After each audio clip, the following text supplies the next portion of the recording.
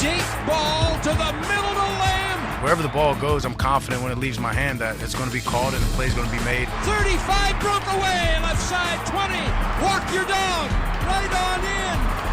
Welcome back, CeeDee LAMB, 74 yards. Play fake, boot right, throws it out to the right. Ferguson. The guy is a touchdown machine. Injuries are not the reason that we lost.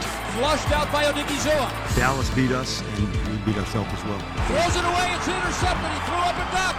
Here comes Bland down the sideline. It's a pick six. Who knows what we can accomplish? Like, this guy is the limit.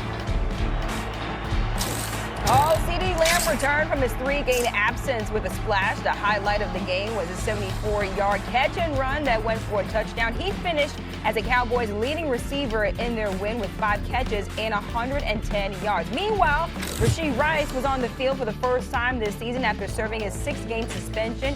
He caught 2 touchdowns in the Chiefs' 31-0 rout of the Raiders. Here's Rice and Patrick Mahomes on the receivers' return. It meant everything just to be able to come out here and be back in my natural habitat, my natural environment around my brothers like that, man. It's nothing but great energy. We having fun out here. We have a lot of weapons. We have a lot of guys, and they all love each other, and they all want each other to succeed. You don't know where it's coming from, and so guys are just ready to go out there, and when they get their opportunity, they're going to make the plays. And you saw that throughout the entire game. Everybody made plays, and as long as we're getting better all together, we can go out there and have a lot of success. Oh, it's getting spooky out there in Kansas City with that offense. Chris, I'll start with you. Who had the more impactful return, though, CeeDee LAMB or Rashee Rice? I'm going to say Rashee Rice because the Kansas City Chiefs didn't have a bona fide #1 receiver until he showed up yesterday. And you saw the ease at which he was able to get acclimated to the offense. And Cam, I don't want to speak for all quarterbacks, but it's got to be a good feeling for Patrick Mahomes knowing that he can raise up and throw a fade to Rashee Rice, the 50-50 ball, and that his guys got a better than 50-50 chance of being able to make a play on it. They didn't have that element in that offense, right?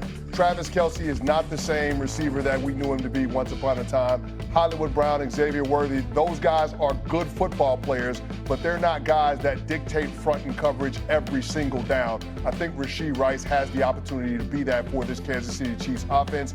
And conversely, with the Dallas Cowboys, as good as CeeDee Lamb is, and I think he's a top 5 player at the position, you still got 2 receivers on that team that both have 6 receiving touchdowns tied for the league in Jake Ferguson and George Pickens.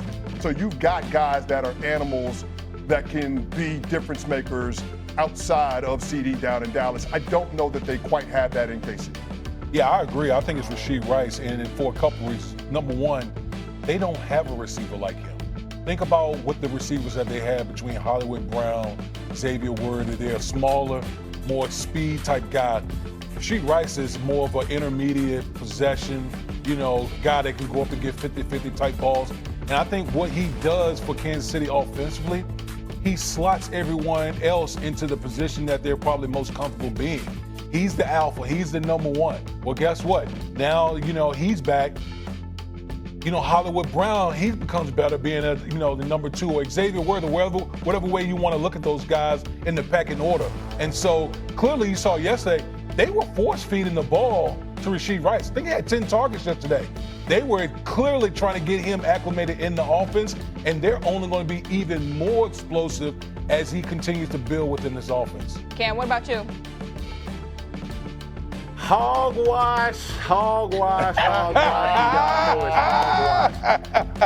The Las Vegas, they was going against the Las Vegas Raiders, and those guys. Hold on, wait. Not to take anything away. Hold on. Not to take anything away, and I'm glad I got y'all crunk up, but I'm looking for one person, and this message is directed to one person and one person only. Stephen Alford.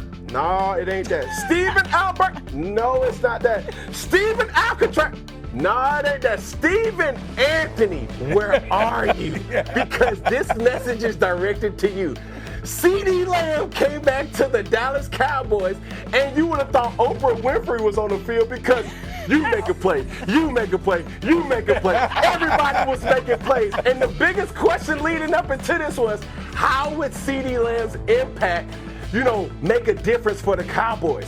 And when I tell you George Pickens raised his level of play even higher, making even awesome catches left and right, it's like, oh my goodness. this is the most exciting team in the NFL, and nobody wants to accept the fact. And it's evident, Stephen Anthony. So wherever you are, my brother, you're gonna have to be able to agree to this particular point. The Cowboys looked amazing yesterday, thanks to CeeDee Lamb's comeback. Look, Stephen I still want to know. They not I want to know. Maybe Cam can answer this. Who's really the number one in Dallas? Because I'm going to tell you this. George Pickens has looked every bit the number one. Animal. Every bit the number one at CeeDee Lamb in that offense, which is a great problem to have if you're Dak Prescott right now. This is a great problem to have, and Daquavius said it best. Anytime the ball leaves his hands, he has full confidence that it's going to be caught. And when you have George Pickens and when you have CD, this is a same situation that they have in Philly. Do you tell George Pickens he's a number two? Do you tell CeeDee Lamb he's a number two?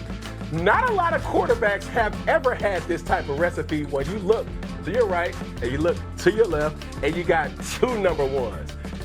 That's amazing to have. So that problem in Dallas, it's not even a problem. It's for Jerry Jacoby to literally say, I can't mess this up this year, and I have to get somebody on the defense that can give our offense as many opportunities as they need. Because if the Dallas Cowboys can find a way to give their Dallas offense an opportunity more times than not, I don't think the league is ready for what's going to come from that. Cameron, Jarrell, the government name. You just undermined your own argument. You just talked about how great George Pickens is not knowing who the number one receiver is in Dallas. You just undermined it. You said that CeeDee Lamb's return was more impactful than Rashee Rice's return. We acknowledge that the Dallas Cowboys have really talented pass catchers, plural. When we look at the Kansas City Chiefs, they've got good players at the receiver position, but there's only one number one receiver, and that's Rashee Rice. And that's why when we start judging which one is the more impactful, we got to go with the guy in Kansas City. We got to roll with number 4. And then just to take it a step further, when it comes to what we project these two teams out to be, we all know it's Super Bowl or bust every single year for the Kansas City Chiefs.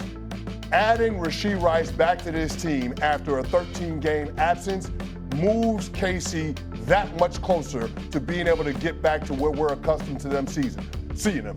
A couple of weeks ago when they lost to the Jacksonville Jaguars, everybody was questioning whether or not this team had what it took in order to win the division and get back to the Super Bowl. Ain't nobody questioning that now after we've seen this offense with Rashee Rice back in the fold. Chris Canty? Well, let me dig in my bag real quick. Oh boy, here we go. Chris Lorenzo, you're wrong. And I'm gonna tell you why you're wrong. Because for these facts to be true, I started this discussion by saying hogwash. If you had Rashee Rice come back to a game to be played, that was a glorified homecoming game. That was a glorified jamboree game. They played one of the worst teams in the NFL.